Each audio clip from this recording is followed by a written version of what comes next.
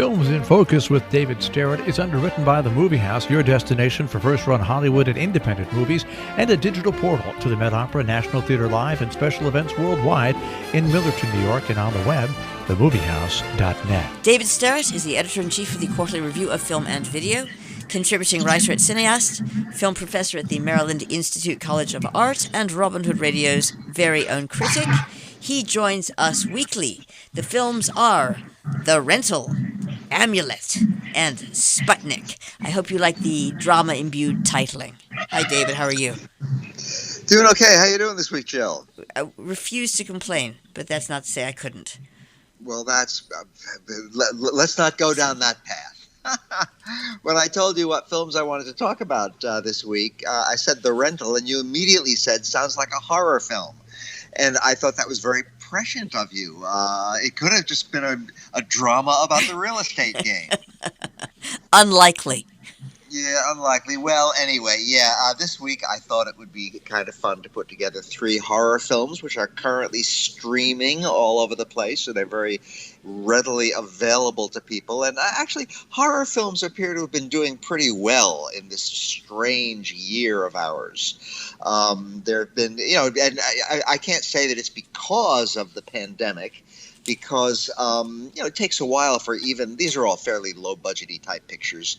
It takes a while even for those to get made. They go into production and they get made and then they get released. So these were probably all, gleams in the eye of various film producers in various countries long before the pandemic, or at least somewhat before the pandemic hit. But I guess that their mood, them being sort of dark, ominous movies, kind of suits the dark, ominous times we're in, although I hope things are starting to get a little bit better in real life.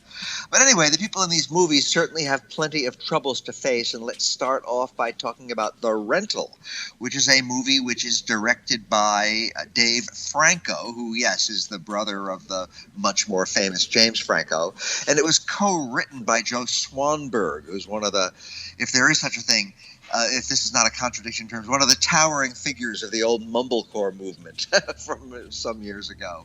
So anyway, Joe Swanberg and Dave Franco wrote this movie, and Dave Franco directed it. And it stars Dan Stevens and Alison Brie and Jeremy Allen White and Sheila Vanden. It's a horror movie for sure. And yes, it's about a rental, and it's about these 2 brothers who have a fairly cordial relationship, 2 young men, and one of them, his work partner, is the girlfriend of the other brother.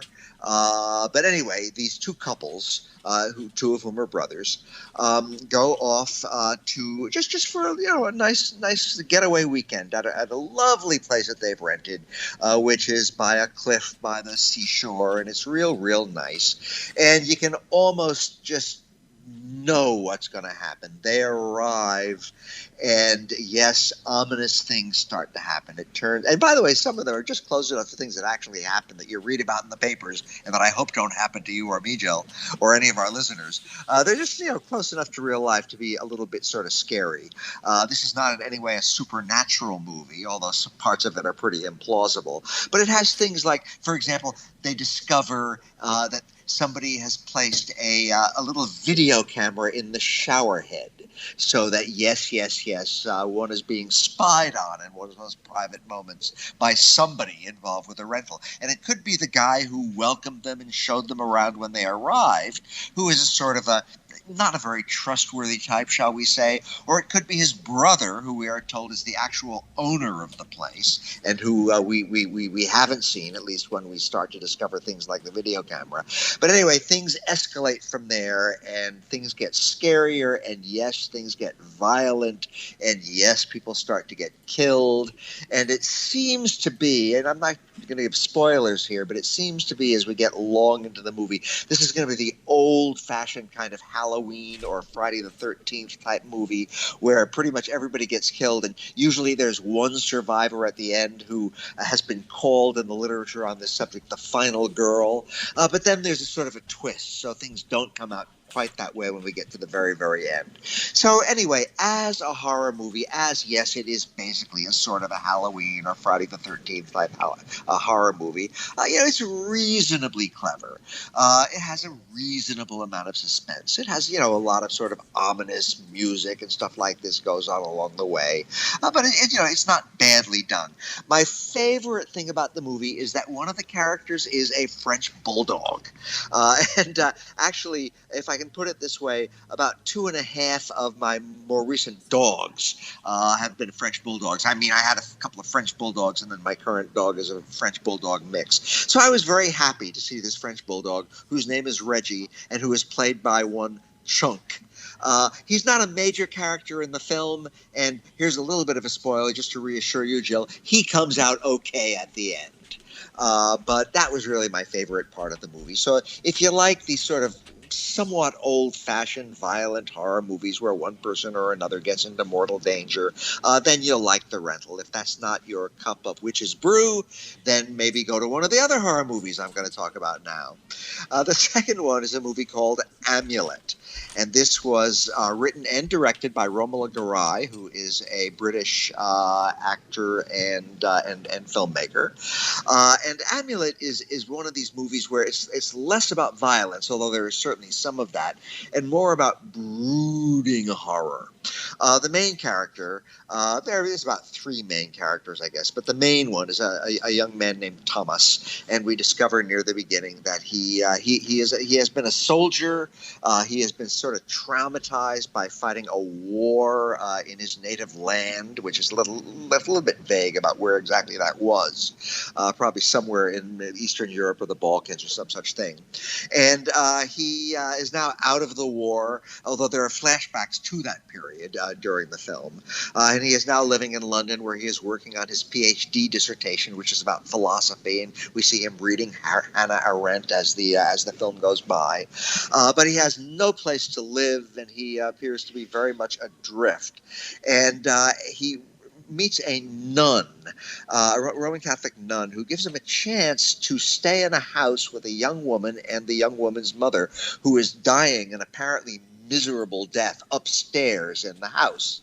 So he isn't really crazy about this living arrangement, but hey, it's a place to live, and the nun convinces him that he can do some good by helping around the house, by helping the young woman, although he's not supposed to go anywhere near her mother, who again is dying this apparently horrible death upstairs. Well, as the movie goes along, things get stranger and stranger. Yes, there is an amulet in the movie, which is discovered out in the woods somewhere, and it plays a bit of a part in the story, but mainly we have the growing mystery over just what is happening with and to that poor old woman upstairs, and just what are the relationships among all these various people. And then we do have our young soldier Tomas and his growing relationship with the young woman of the house, whose name is Magda, and then we do have flashbacks to the war period when he was involved with another woman, etc., etc., etc. Again, the movie is very much about its mood of brooding horror and brooding evil, and something wicked is going on and something supernatural is going on, but it's a bit obscure, and then it becomes a bit clearer, and then it becomes a bit more obscure again. I found the movie after a while to be sort of tiring. Sometimes with the flashbacks and stuff, it's a bit much to sort of keep track of. Also, I'm not sure that the flashbacks are really necessary, although I expect that the filmmaker Romola Garai wants to draw parallels between the horrors of war and the kind of irrational aspects of human nature. One interesting thing is that the nun character, Sister Claire, played, by the way, by the very illustrious English actress Imelda Staunton, her character changes a great deal over the course of the film, and she becomes much more interesting. And really, while she is not the most important character in the film, I think that she is perhaps the most intriguing one to sort of keep track of as the movie goes by. So again, if you want a movie which is about sort of moods of brooding horror, and which wants to draw you under its spell and give you a whole lot of shivers along the way, with only occasional outbursts of the kind of violence and explicit horror that we expect from horror movies nowadays, if that's the kind of movie that you want, which is sort of subtle in that there's not a whole lot of really over-the-top violence in it, but not subtle in the sense that it sort of never lets up with its brooding horror mood. If that's the kind of thing you're in for, then you go for it. You'll have a good time with it. Again, all of the movies I'm talking about today will be mostly of interest to people who kind of like horror films, which I kind of do. None of these is great, but if that's the sort of thing you want, again, The Rental is your old-fashioned sort of Friday the 13th slasher film, and although not a lot of slashing goes on it, but that sort of one after another, people do come into horrible danger. And Amulet is more the film of brooding horror, where we're never quite clear what's going to happen next or whether anything's going to happen, and then every once in a while it does. The third and final horror movie I want to talk about today is called Sputnik, and it is a Russian film. Directed by one Igor Abramenko. And here we have a case where, unlike the other two films, Sputnik is a film where the horror genre very much overlaps with the science fiction genre. In fact, this movie begins in outer space, where a couple of Russian cosmonauts are on a mission, and they're in their space capsule, and they're kind of talking with each other and passing the time. And it clearly takes place at a time when space travel, of the kind that astronauts and cosmonauts do, has become pretty routine. And then something happens. Something very jarring and upsetting happens, and it's not clear exactly what, but this is still the very beginning of the movie.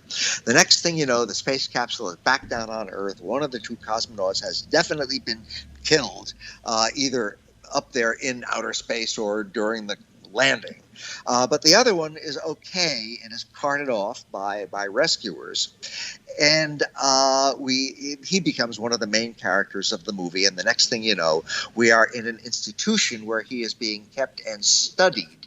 And it turns out that something very strange and scary happened to him during that voyage, that cosmonaut voyage in outer space. And he is now being studied by a scientist named Tatiana, a woman scientist, and she is being supervised by the head of the institute, a guy named Semiradov, and she has been brought there to study this guy, this cosmonaut, but it's unclear as to exactly why and exactly what is going on, and only little by little is she herself, even though she's there to study the situation, allowed to discover just what's going on, and then we discover fairly early in the movie what is going on. It turns out that our returning cosmonaut has been invaded by some sort of a creature, and this creature comes out of him while he is more or less asleep. It comes out of his mouth. And now we are in territory which is familiar to all of us from the classic science fiction movie by Ridley Scott, Alien.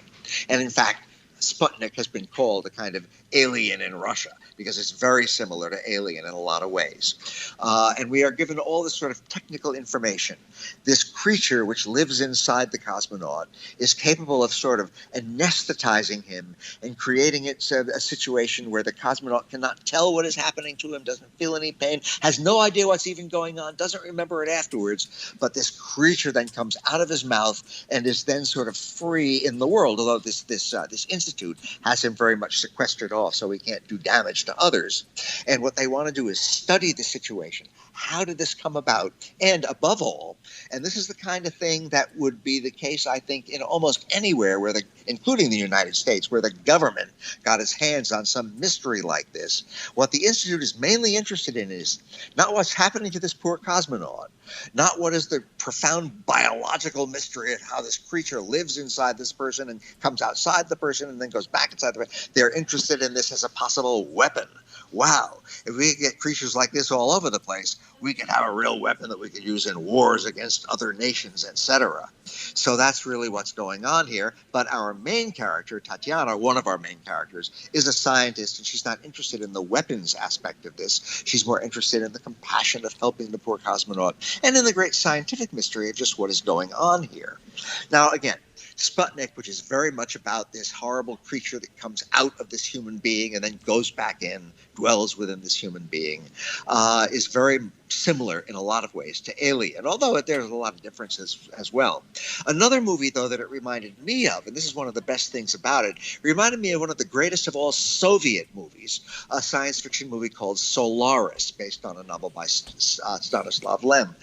Solaris was directed by the great Andrei Tarkovsky. It was later remade as an American American movie by Steven Soderbergh. But the Soviet version, Solaris, is a very, very great movie, which also has to do with kind of creatures who have no real logical reason for being in the world, but are very closely connected with basically people who are on a space mission. So I think I see Sputnik as a kind of a combination of Solaris and Alien, with the most overlap with Alien. And I found it to be a pretty effective science fiction horror movie. If you like science fiction, if you like movies about mysterious things going on in research institutes with a certain sort of a space exploration angle to it, then this is the movie for you. It's a very well-made movie. Shows that a lot of is going on right now with Russian film. I'm very glad that we get occasional imports to the United States. And again, Sputnik is streaming everywhere. And it's really the best of the 3 horror movies that I've talked about today. So that is my somewhat horrific story this week, Jill. Very horrific. Thank you very much, David Sterritt. Films in Focus, The Films, The Rental, Amulet, and Sputnik.